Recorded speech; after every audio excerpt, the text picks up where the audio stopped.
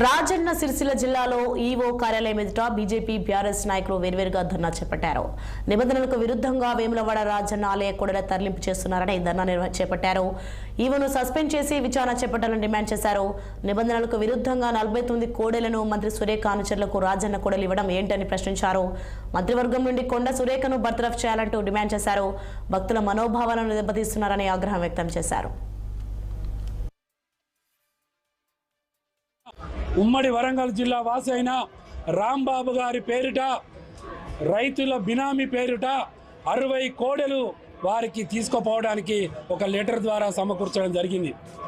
ఇలా ఈ రాజరాజేశ్వర స్వామి ఈ ప్రాంత వాసులుగా టీఆర్ఎస్ పార్టీ పక్షాన ఇక్కడ హిందూ ధర్మగా భక్తునిగా మేమందరం ఇలా ప్రశ్నిస్తున్నాం.